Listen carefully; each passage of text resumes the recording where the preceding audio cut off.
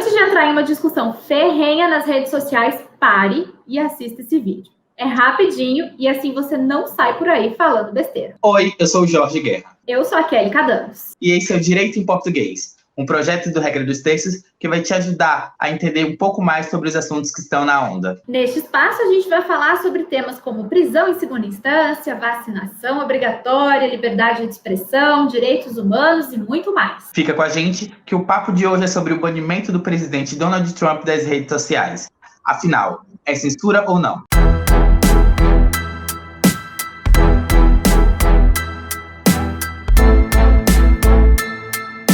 Nosso convidado de hoje é o Dr. Camilo Onoda Caldas. Ele é pós-doutor em Democracia e Direitos Humanos pela Faculdade de Direito da Universidade de Coimbra, doutor em Filosofia e Teoria Geral do Direito pela USP, também é bacharel em Direito e mestre em Direito Político e Econômico pela Universidade Presbiteriana Mackenzie, além de bacharel em Filosofia pela USP.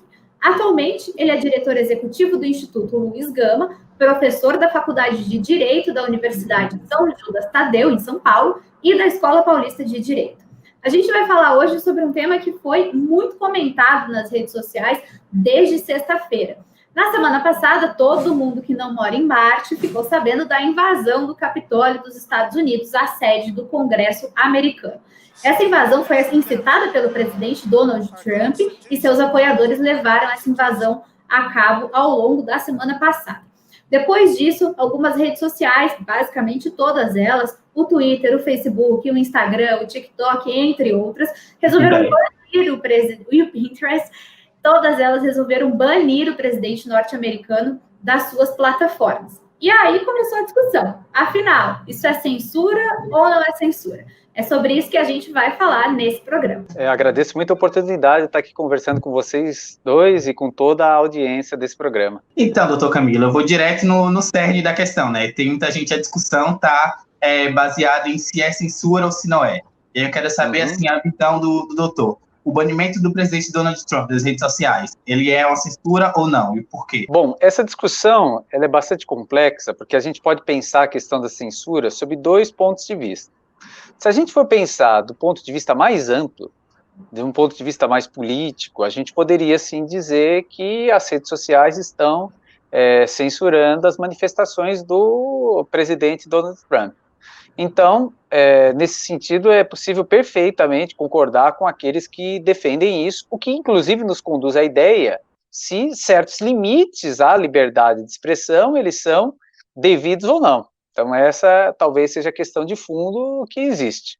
Além disso, um outro ponto a ser considerado é que essa limitação imposta a ele, né, e esse cerceamento a ele, foi feito por empresas privadas, como foi dito aqui, pelo Twitter, pelo Instagram, pelo Facebook, etc. E aí, portanto, muitas vezes, alguns argumentam que, na realidade, o que existe ali não é propriamente uma censura naquele modelo clássico em que o Estado é o agente que está cerceando a liberdade de expressão, direito de informação das pessoas. Deixa eu falar. Pode falar, general. Pode falar. Tô cala a boca.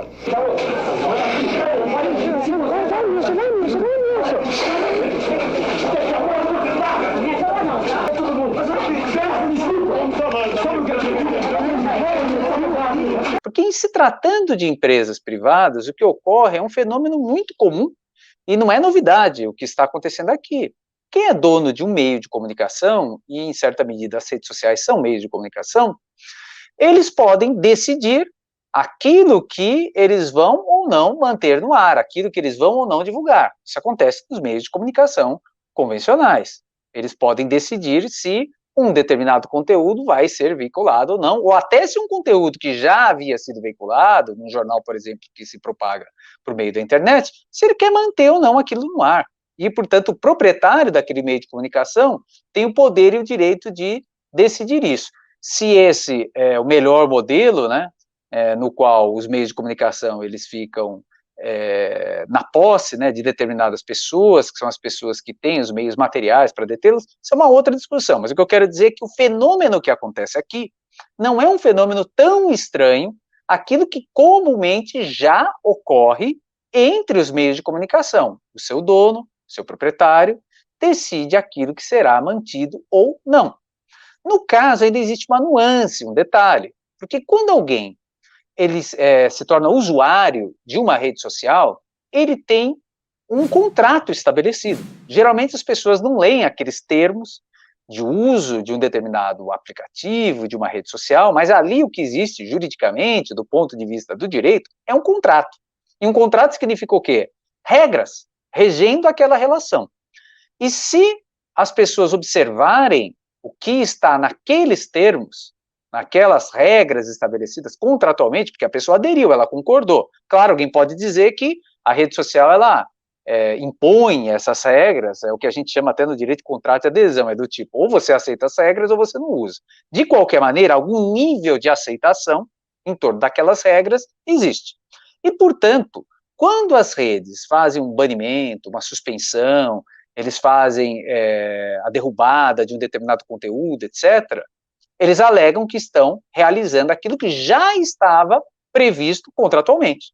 Então vejam que, portanto, ele diz, olha, não sou eu que estou descumprindo a nossa relação ao censurá-lo, banido, é você que agiu de um modo que previamente havia sido informado que você não poderia fazer. Então, se alguém descumpriu alguma regra aqui, foi você, usuário, que postou alguma coisa que está contrária com as políticas que você aderiu quando se tornou usuário.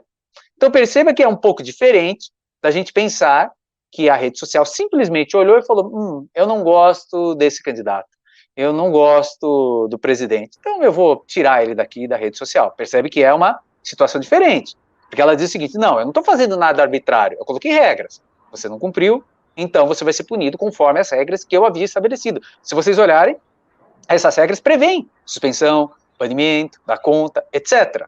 Então, de um lado, a gente pode pensar do ponto de vista jurídico, né, que há um descumprimento contratual por parte do presidente, porque até, mas ele é o presidente dos Estados Unidos. Sim, mas ele é um usuário daquele serviço, etc., tem que seguir as regras, seja quem for. E, portanto, não cumpriu, eu vou lá, no caso, a rede social, ela diz, eu vou banir, vou suspender, etc. Então, esse é um lado. De outro, obviamente, se a gente pensar de um ponto de vista mais amplo, a gente pode pensar, sim, que existe um cerceamento na liberdade de expressão, no direito à informação, que são duas coisas que caminham juntas, né? As pessoas têm liberdade de expressão e têm direito à informação. Quando eu estou restringindo uma, invariavelmente, eu estou afetando a outra também, né? Então, a gente poderia pensar, existe sim ali um cerceamento, o que nos leva a uma segunda discussão, que é se esse cerceamento ou não, ele foi correto, não foi, deveria ser feito ou não. Eu posso até discutir isso daí, mas é um outro ponto, né? Eu queria insistir nesse ponto justamente, doutor, porque a gente tem essa situação, a liberdade de expressão, ela é regulamentada em vários países, inclusive nos Estados Unidos, aqui no Brasil também. E o Twitter, o Facebook, são redes sociais que são privadas, né? E a partir do momento que você tem essas regras de uso e esse banimento de alguns usuários, esse caso do Donald Trump, ele é muito emblemático, mas aqui no Brasil a gente já discutiu esse tipo de situação também, isso traz à tona uma outra coisa, que é quem está regulando isso, né? Porque são empresas privadas. Quando você tem um Estado regulando esse tipo de informação, esse tipo de regras, existe uma legitimidade que vem do voto popular, que vem da democracia, da representatividade. Agora, as empresas podem decidir quem pode falar o quê e onde? Então, essa é uma discussão bastante forte no momento presente, no Brasil e nos Estados Unidos.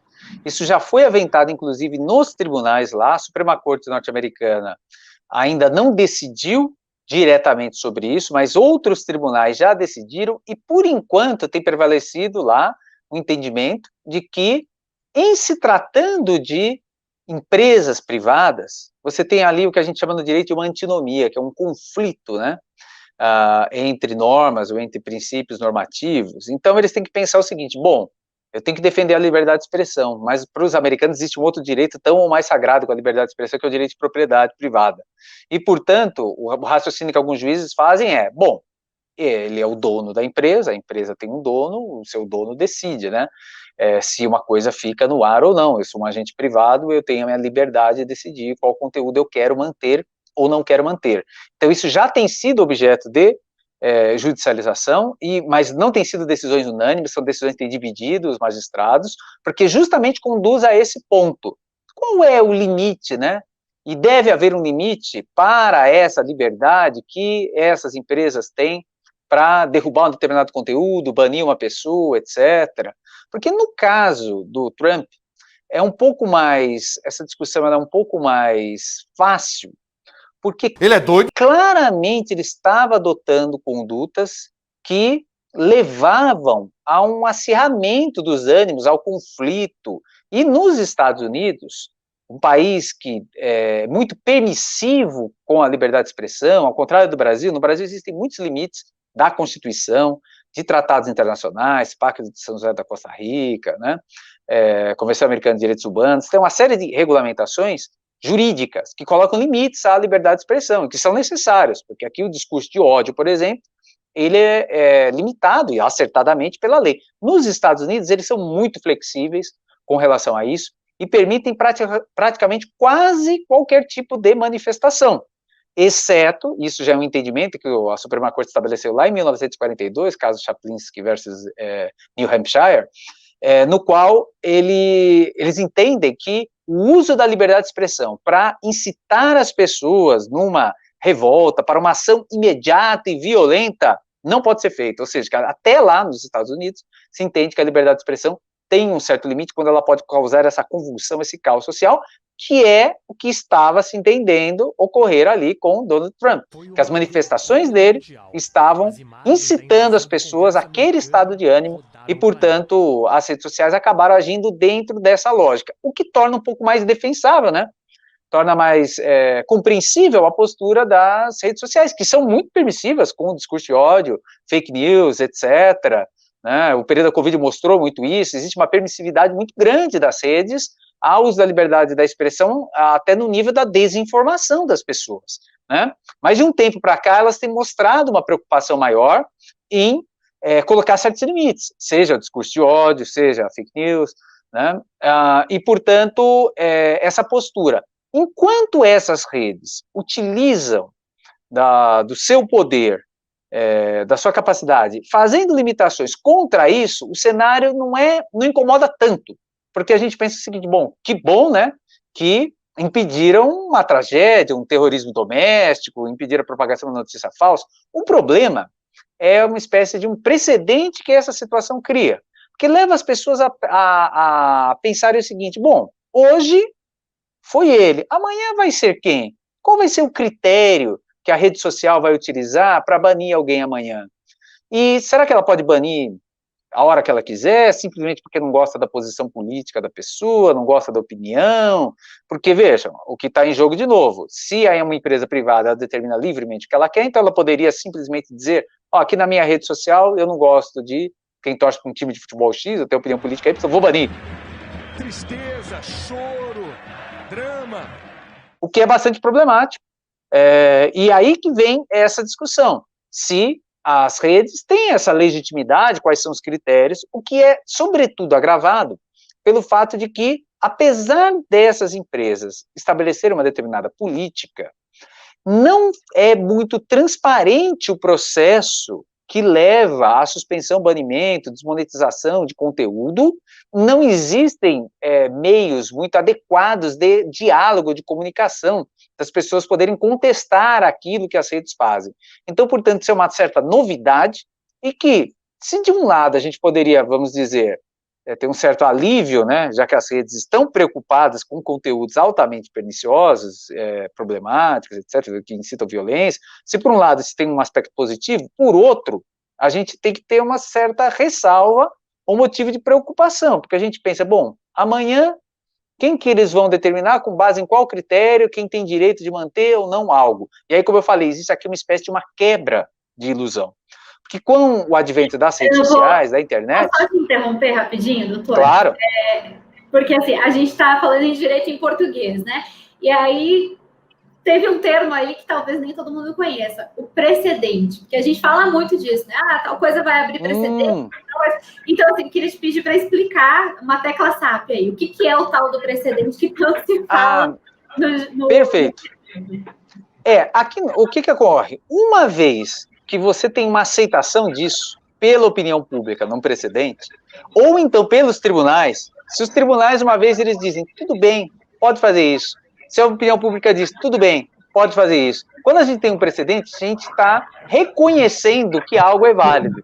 E que, portanto, abrindo a porta para que, novamente, isso seja reconhecido como válido. Então, foi como eu falei, lá nos Estados Unidos, teve um caso que julgaram, falaram, não pode incitar as pessoas a cometerem violência e tal. Aí, o que o tribunal começou a fazer? Aplicar essa visão em outros casos.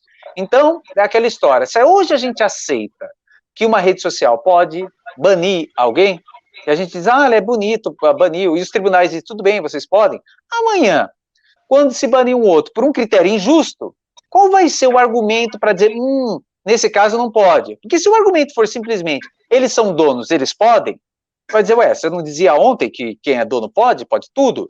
Então, aconteceu aquela hora, está acontecendo, o dono decidiu que você não fica mais aqui na rede, né? Então, essa é uma preocupação e uma certa, como eu estava dizendo, uma quebra de ilusão, porque as pessoas imaginavam o seguinte, bom, com as redes sociais eu sou livre, eu falo como eu quero, eu não estou dominado pela mídia tradicional, eu não estou dominado por ninguém, aqui eu posso expressar minhas ideias sem limites, etc., e de repente as pessoas estão percebendo que, não é assim, essas plataformas, tem donos, 2, esses donos têm interesses, podem ser melhores ou piores, mas tem. E terceiro, elas são poucas. Tanto que o Trump, ele foi banido do Twitter, ele tentou usar a conta presidencial para dizer, eu estou em outra rede. Aí eles foram lá, derrubaram o Twitter dele também, porque os caras controlam os dois. Aí ele tentou apelar para as pessoas baixarem outro aplicativo. A Apple e a Google trancaram o aplicativo, falaram, não, vocês não vão baixar, não. Conclusão, as pessoas perceberam que literalmente meia dúzia de empresas ligadas à área de informática dominam tudo.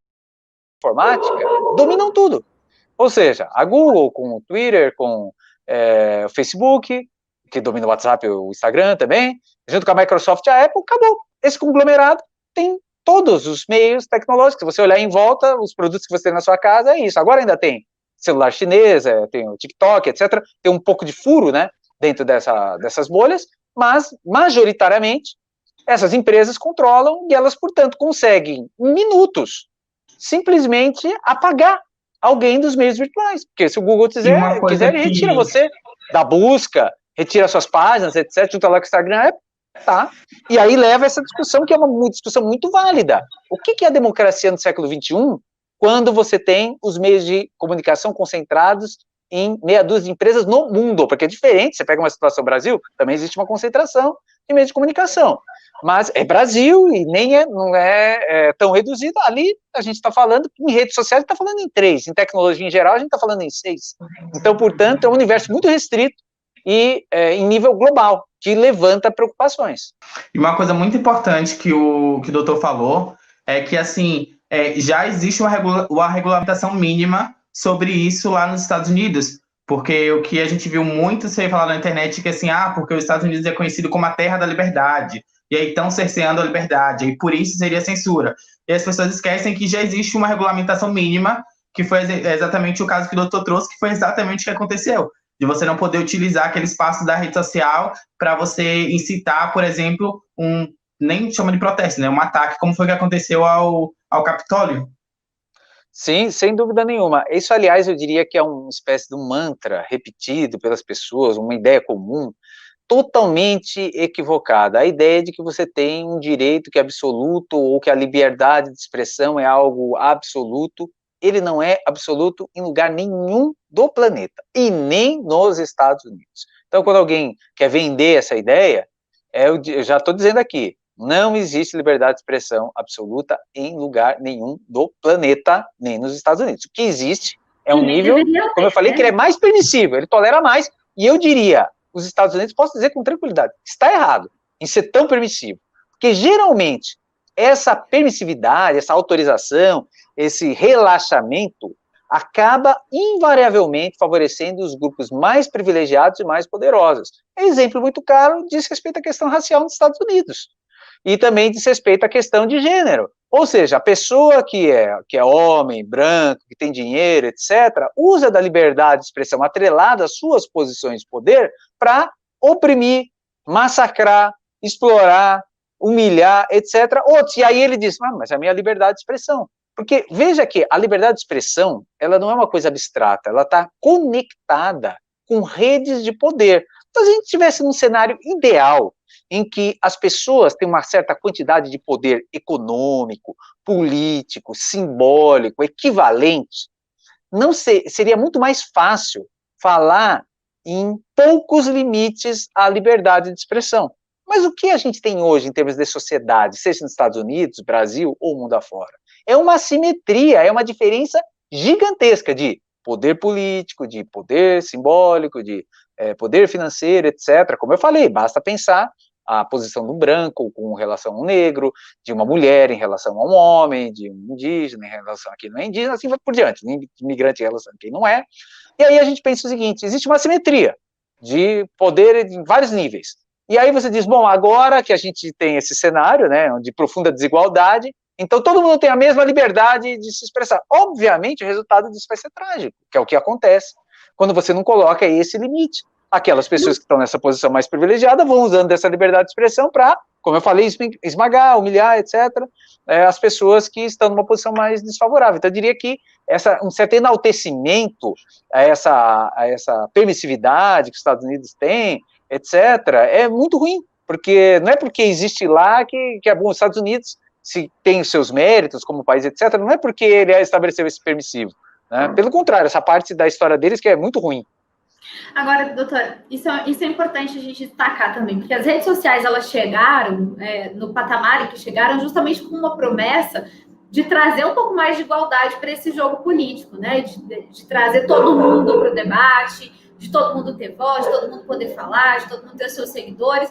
Mas as pessoas esquecem que o Twitter, o Facebook, não é o espaço público, não é a praça pública da discussão, né? É uma empresa, assim como a Folha de São Paulo, assim como o Estadão, assim como o Globo, assim como qualquer outro jornal, e eles podem fazer o que eles bem entenderem, né?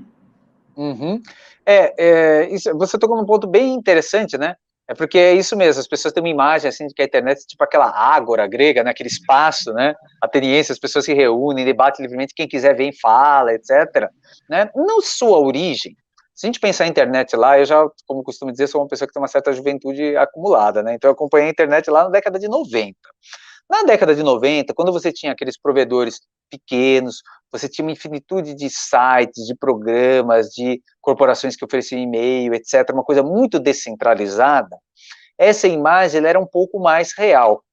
Agora, o que aconteceu na internet é o mesmo que acontece em quase todos os espaços, né, da economia dentro do capitalismo, que é uma concentração em torno de grandes grupos. Mesmo na internet, hoje, quando a gente vai pensar em portais, espaços de notícia, de e-mails, etc., mesmo em nível nacional, eles são razoavelmente concentrados, né? E em nível internacional também. Então, o que acontece? As pessoas ficaram um pouco com aquela imagem, né, da internet como um espaço livre, o cyberespaço como um espaço que as pessoas transitam. Só que o cyberespaço, ele tem uma mediação, que são dessas empresas. E, portanto, as pessoas começaram a notar que elas estão reféns dessas plataformas, né? Inclusive, como eu falei, pega uma plataforma como o WhatsApp, que era de uma empresa pequena, foi vendida para um Facebook, e, portanto, se você tem um WhatsApp hoje, tem gente que, se você bloquear o WhatsApp da pessoa, né, acabou todas as formas de comunicação, porque você nem usa o telefone convencional, SMS, essas coisas, você só exclusivamente fala por lá. Então, existe esse episódio do Trump, ele é bastante emblemático para as pessoas notarem, olha, a internet está dominada por poucas corporações, e elas podem livremente decidir o que elas querem que sejam ou não veiculadas. Inclusive, isso nos lembra aquele escândalo da Cambridge Analytica, que fez notar que num processo eleitoral, essas corporações podem estar participando de uma maneira não muito honesta ou transparente, né? O que nos faz pensar, o que será das próximas eleições se as redes sociais, se esses poucos aplicativos, programas, etc., de busca, porque é bom lembrar, não é só a rede social, é programa de busca, A Google, se quiser, ela restringe um termo e ele não aparece. Então, veja, que se o Google quisesse prejudicar uma pessoa para ela não ser encontrada, uma notícia, em 2 minutos o sujeito vai lá, programa, e você não consegue fazer busca e achar uma determinada palavra lá dentro. O que nos leva a pensar, o que será da democracia no século XXI se essas empresas internacionais, que são poucas, têm uma altíssima capacidade de influenciar a opinião pública, particularmente com relação às redes sociais, como nós sabemos, existem vários estudos, inclusive internos do próprio Facebook e outras redes sociais, mostrando que eles têm uma capacidade de influenciar diretamente no humor das pessoas. Se eles quiserem deixar a população num dia com mais raiva, com mais alegria, com mais tristeza, mais deprimido, também é uma questão de um ajuste que eles fazem e provoca essas alterações. O Facebook publicava anteriormente esses estudos em que eles conseguiam demonstrar a capacidade que eles tinham de influenciar o humor das pessoas. Aí, de novo, a gente pensa, e qual é a capacidade que eles têm de influenciar processos políticos? Na eleição, como eu falei no escândalo lá, para quem não lembra, da Cambridge Analytica, é o fato de que a campanha, né, Donald Trump utilizou informações obtidas indevidamente do Facebook para manipular a opinião das pessoas e induzirem elas a determinados votos, de modo nada transparente, nesse vazamento de dados que teve do Facebook, etc., que acabou, no final, não tendo muito resultado prático. Mas ele serviu para ilustrar o seguinte: a democracia no século XXI não é mais aquela do século XX. Ela está modificada diretamente pelas novas tecnologias, a lei e o Estado têm que começar a se repensar dentro desse cenário. Para a gente ir já encaminhando assim para o encerramento, né? A gente queria saber a sua visão assim sobre como é que a gente poderia sair ou quais seriam os caminhos para a resolução desse dilema, do que seria a liberdade das empresas privadas versus o controle do que é publicado nas redes sociais. Bom, acho que existem pelo menos 3 elementos assim imediatos de discussão, né? Para a gente fazer, vamos dizer, num horizonte mais factível e próximo, né? A primeira discussão é que, como eu falei, o Estado e as leis têm que serem repensadas a partir dessa realidade. Veja que, por exemplo, aqui no Brasil a gente não conseguiu nem criar uma legislação com relação às fake news, né? Tem vários projetos de lei relativos a isso, mas é uma coisa que não andou e ela precisa andar, ou seja, Estado e direito precisam repensar sua posição diante dessas novas realidades tecnológicas. Esse é o primeiro ponto. Segundo, é preciso haver uma reorganização da relação entre a sociedade civil e essas empresas. Como eu falei, quando você tem uma rede social e ela não tem transparência no critério que ela usa para derrubar um conteúdo, para banir uma pessoa, etc., para desmonetizar, que é uma forma de afetar também, e você não tem um canal adequado de comunicação para poder discutir e expor as razões, isso é um prejuízo bastante grande, porque, veja, a empresa até poderia dizer, olha, eu bani porque eu não vou com a sua cara, etc. Mas você não consegue nem obter essa resposta, né? Porque obter essa resposta já é um ato político, porque você tem condições de virar para os demais e falar, olha, gente, eu perdi a conta porque a empresa diz que não gosta de fulano de tal, porque não gosta da minha opinião. Pronto, mas ela assumiu a posição. Hoje não. Isso é feito de uma maneira, no caso do Trump não foi porque eles tiveram que dar uma justificativa, mas percebe, porque o Trump é presidente dos Estados Unidos, o cara tem poder político e tal, então eles se sentiram no dever de dar uma satisfação do porquê. Mas na maior parte dos usuários não acontece isso. Você não tem uma informação muito precisa de por que aquele seu conteúdo foi desmonetizado, derrubado, falar, não cumpriu a política, até não fica muito claro, né? E também não fica muito claro o espaço que você tem para restabelecer isso. Então isso é uma outra questão que precisa ser pensada. Existem movimentos, pelo menos no plano internacional, já muito grande para os usuários entenderem melhor essa dinâmica de funcionamento e terem políticas de diálogo mais transparentes com as plataformas. Então esse é vamos dizer, um segundo ponto bastante importante. E o terceiro é que tudo isso revela um problema intrínseco quando você tem oligopólios em meios de comunicação. Se a gente não tiver o surgimento de outras plataformas alternativas, de outros agentes disputando esse mercado, provavelmente o ambiente tende a ficar pior, né? Se a gente tiver essa concentração.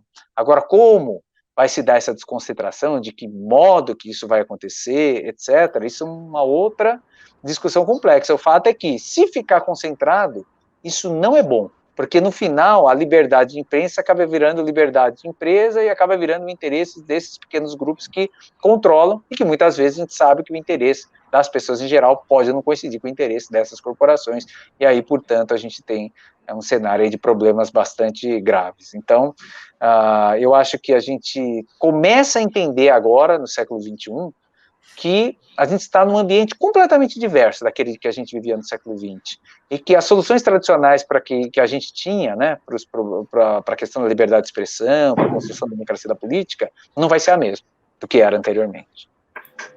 Exato, é uma discussão que ela não está pronta, é uma discussão que ainda vai precisar amadurecer muito, né? E a gente conta, doutor, com a sua participação aqui para voltar a falar desses temas, voltar a explicar, né, para o nosso espectador esses temas tão complexos que vêm sendo debatidos no direito ao longo aí dessas últimas décadas, né? E que vão, claro, continuar sempre em voga. Então, a casa é sua, queria agradecer imensamente a sua participação e deixar o convite aberto para o senhor voltar quando quiser. Eu que agradeço, parabenizo vocês pelo trabalho que têm realizado e cumprimento todas as pessoas que acompanharam aqui essa fala. Convite aceito, estarei aqui em outras ocasiões. Muito obrigado. Não agradece ele de novo, não, porque a gente já agradeceu. Então, termina só no nome. Né? E esse foi o advogado, especialista em direito constitucional, Camilo Noda Caldas. Se você gostou desse conteúdo, dá um like nesse vídeo e deixa o seu comentário. Não se esqueça também de se inscrever no canal e ativar as notificações para você ficar ciente sempre que nós postarmos vídeos. Se você tem alguma dúvida sobre direito e como ele se aplica à sua vida, escreve pra gente. regradostextos@gmail.com. Até a próxima. Até mais. Só vamos gravar de novo aquele comecinho, porque a tua internet deu uma falhada na saudação. Vamos de novo, do começo. Vai tudo. Isso. Daí vem a vinheta e é nóis, fechou.